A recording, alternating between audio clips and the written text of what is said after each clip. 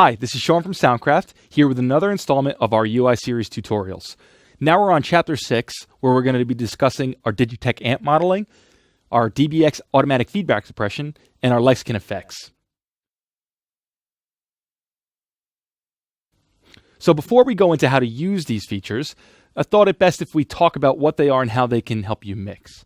So first, starting with the Digitech amp modeling. So the guitarists watching this video out in the world are no strangers to what amp modeling is and how it can be used. So amp modeling is in tons of different floorboards, racket units, and heads. And what it does is it allows you to do a lot of different types of sounds and tones, if you're a guitarist, from one box or from one unit. Rather than getting, this vintage old tube amp and this other vintage old tube amp, and these things are heavy and they're a lot to lug around, what it does is it's digital models of those amps.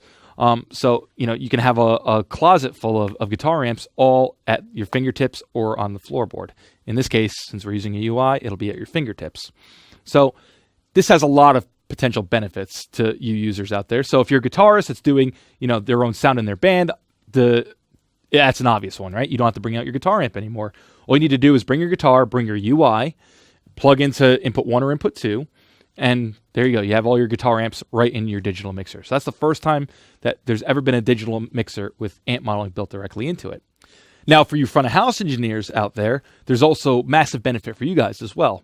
So the obvious one is you get more toys in the box. You get more tone shaping tools, more things that can help get you a better result in front of house or in monitors as well. But also, inputs 1 and inputs 2 are also high Z inputs as well, switchable high Z inputs. So rather than bringing out DI boxes and having more kit to have to bring to your gig, you can just bring your UI, have the guitars or basses plugged directly into input 1 or 2, enable the high Z input, and there you go. You have a proper input impedance for a passive pickup. The next feature we're going to talk about is the DBX AFS, or automatic feedback suppression. Every single output on the UI series, that's the master outputs, that's the aux outputs, even the headphone outputs, which can be used as auxes, have DBX AFS on them. So when I usually do a gig, I usually have to take a lot of time to do what's called ringing out the monitors. What that is after I do a sound check with the band, set my levels, do all my processing, get the master levels roughly where they need to be, I then need to tell the band to get off stage, go take a chill and relax. And then I have to go do work. And what that is I have to go around either with my tablet or, at the mixing console with an assistant, and we have to go ring out all the monitors. What that is you just bring up the level until it starts feeding back, you find the frequencies, and then you notch them out with a graphic EQ or something like that. Well, the DBX AFS is fantastic because it makes that, which is a pretty tricky process that, needs some skill, turns into a simple task.